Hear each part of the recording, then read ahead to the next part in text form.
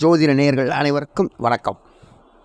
இப்பொழுது நாம் இந்த வீடியோவில் பார்க்கக்கூடிய தலைப்பு பங்குனி மாதத்தில் விருச்சிக ராசி நேயர்களுக்கு எவ்வாறு இருக்கப் போகிறது என்பதை பார்ப்போம். பொதுவாகவே இந்த பங்குனி மாதம் பரணி நட்சத்திரத்தில் பிறக்கிறது,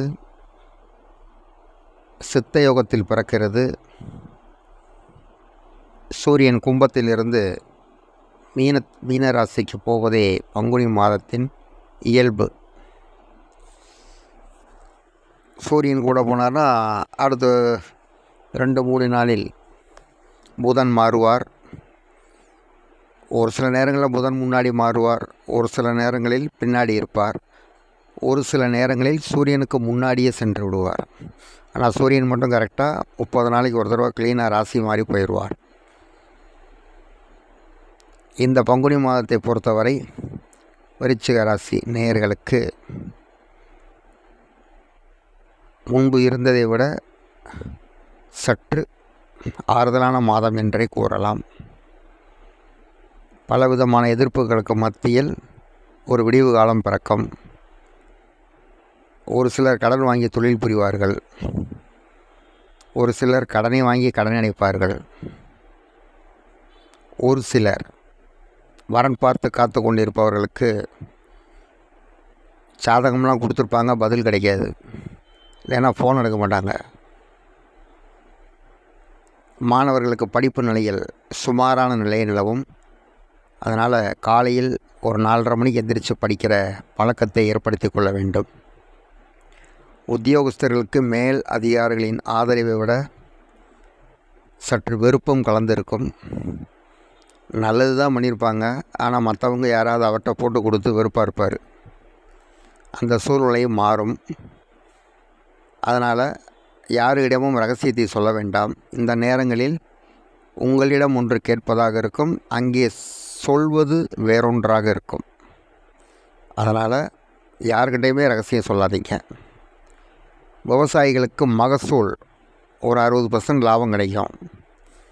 கையை பிடிக்காது, நட்டம் அடையாது, லாபம் கம்மியாக இருக்கும். வேறு எந்த சூழ்நிலையும் விவசாயம் பாதிக்காது. வரன் பார்த்து காத்து கொண்டிருக்கும் ஆண் பெண் இருபாலருக்கும் சற்று பொறுமையாக இருப்பது நல்லது. ஏன்னா இந்த நேரங்களில் கல்யாண டைம் அப்படின்னு சொல்கிற லெவலுக்கு கிடையாது. கலைத்துறையை சேர்ந்தவர்களுக்கு சுமாரான நிலையே நிலவும். ரொம்ப பெருசாக எதிர்பார்த்துட முடியாது.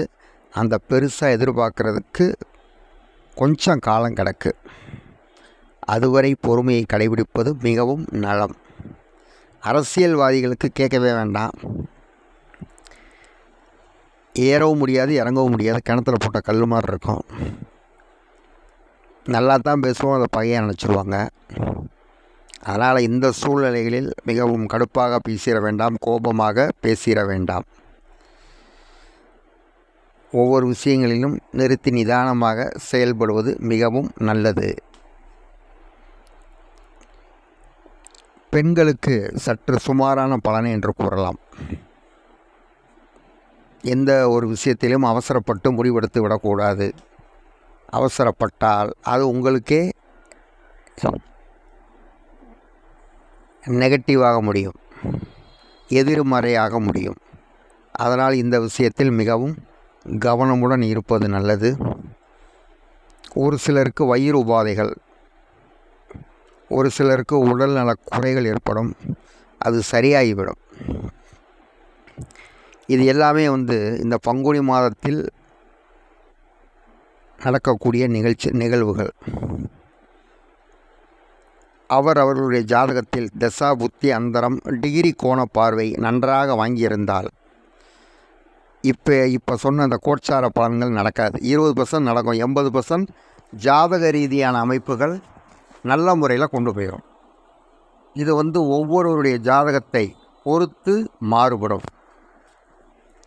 அதனால் ஒவ்வொரு தடவை இந்த ஜாதகத்தை செக் பண்ணிக்கங்க. எத்தனை டிகிரி கோண பார்வை, என்ன அம்சம், என்ன அந்தரம், என்ன தசா புத்தி, இதெல்லாம் பார்த்துக்கிட்டோம்னா நம்ம கோட்சாரத்தை பற்றி அச்சப்பட தேவையில்லை. அதனால் இந்த காலகட்டங்களில் பங்குனி மாதம் பொறுத்தவரையில் ரொம்ப பாதிப்பு கிடையாது.